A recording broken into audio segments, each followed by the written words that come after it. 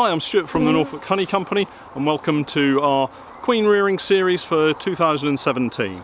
Today is a continuation of the previous video where we're in the queen rearing apiary. We've set all of these queen mating nukes up and we're going to go over to the cell builder colony and open it up, get the miller frame out, have a look at the queen cells that we've got and bring those over and introduce them to all of the queen mating nukes.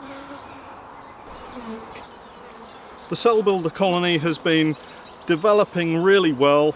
We're hopeful that we've got plenty of queen cells on the miller frame, so they should now be capped, and it's time to just break down the colony now and have a look in this brood box, which is where the miller frame is.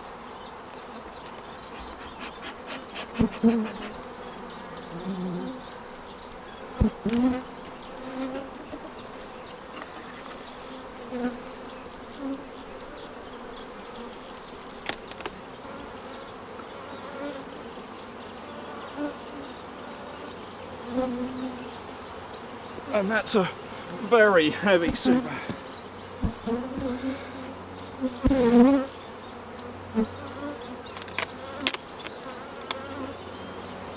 As is this one.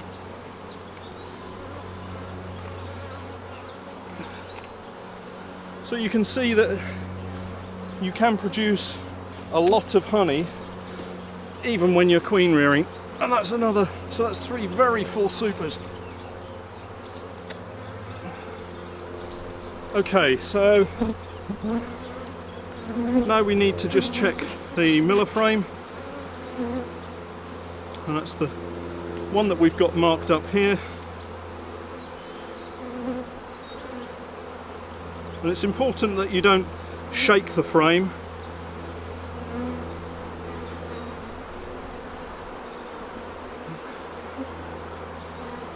So we now need to take the bees off, brush the bees off, and then take it through.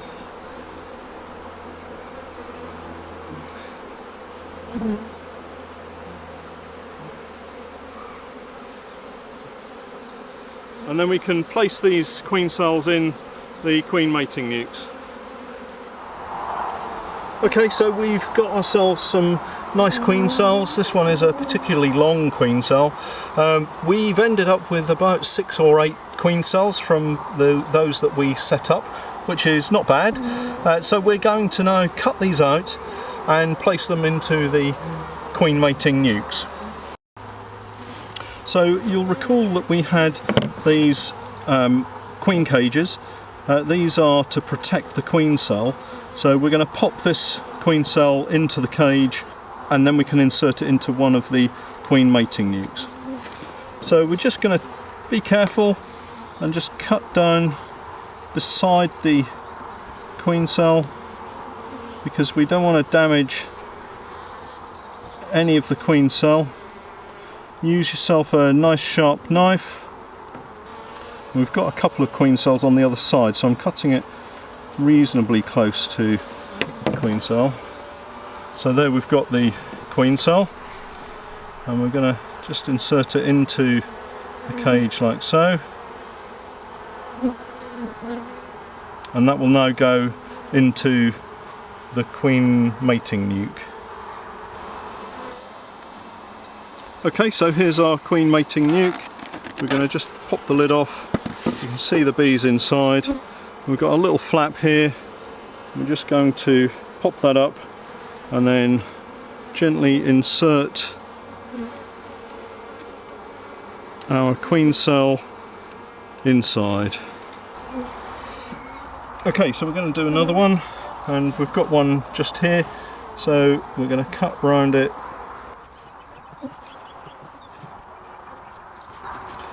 It's a little bit difficult trying to cut through and enable you to see it, so I'm just going to cut down here, and we'll cut a large chunk out.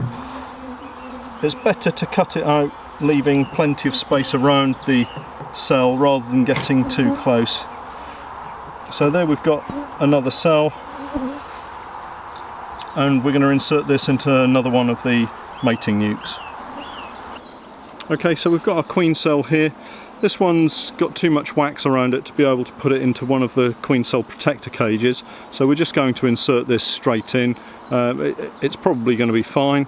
So we'll take the lid off and we'll see what we've got inside. I'm just going to tap the bees down.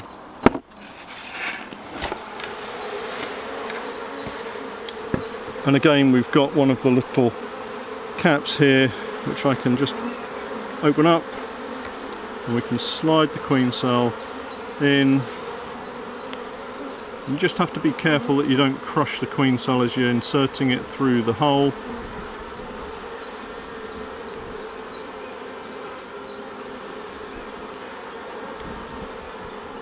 I'm being really gentle with it because I don't want to damage the queen cell.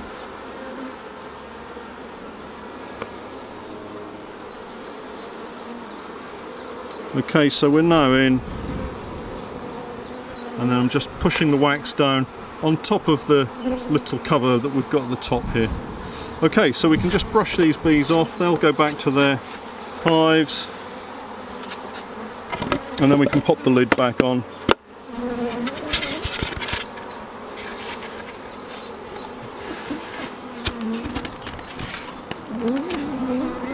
So, having gone through the process of producing the queen cells, we've now inserted them into the queen mating nukes, and we've ended up with, I suppose, 6 queen cells on the miller frame. I did cut out a few in order to make sure that we could get to the queen cells adequately.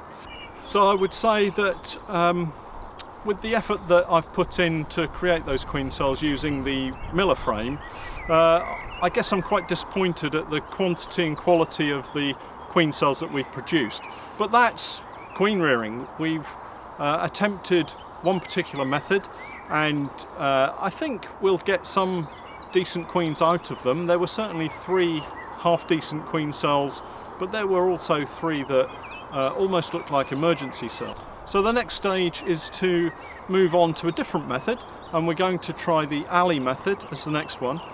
What I've done is I've reconstructed the cell builder colony so that we've now got a double brood box system, and we'll go through the process of adding some extra frames of brood to that colony and building it up again.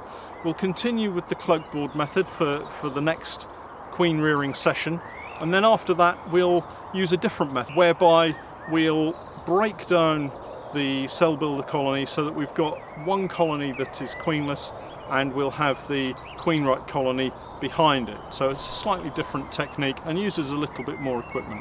So the next stage is to come back in 24 hours or so and to open up the queen mating nukes, and that will allow the bees to come out and fly. I'm sure that some of them will go back to their original hives because we will have got some of the foragers, but there were plenty of bees in each of those boxes. Then we'll come back in about 8 to 10 days and just check for emergence to make sure that the queens have emerged from their queen cells, and then finally we'll check again maybe a week or so after that to see if the queens have mated and are laying successfully, and then we can use those to introduce into queenless nukes or hives where we want to requeen for various reasons. I hope you found that interesting. As I say, it's a little disappointing that we didn't have better quality queen cells, but that's just the way beekeeping goes sometimes, and there could be many factors that have affected what we've ended up with, and that could be weather, bees, beekeeper error. There's a whole range of things that could contribute to that. But I'm not giving up. We're going to carry on raising queens with a series of different methods, and I hope you'll join me for those. Don't forget to hit the subscribe button and make sure that you click on the little bell symbol, and then you'll get updates whenever we upload and publish a new video. Don't forget the Facebook group, which is Stuart's Beekeeping Basics, and we're also on Twitter and Instagram, where you can follow us and the photographs and such like that we post to there. And finally, thank you to all of you who are supporting us through our Patreon page. We couldn't create so many videos without the support that we're now receiving, and I'm really grateful to that. If you'd like to contribute and continue to support us, then take a look at our Patreon page, which is patreon.com/Norfolk Honey, and I'll leave all the details in the description below. And finally, my thanks to Bee Equipment, who supplied us with some of the queen rearing equipment. It's going to be interesting to see how all of that performs, and again I'll put links in the description below, so if you want to take a look at them you can go across to their website and check them out. We'll catch up next time, so for now, thanks for watching.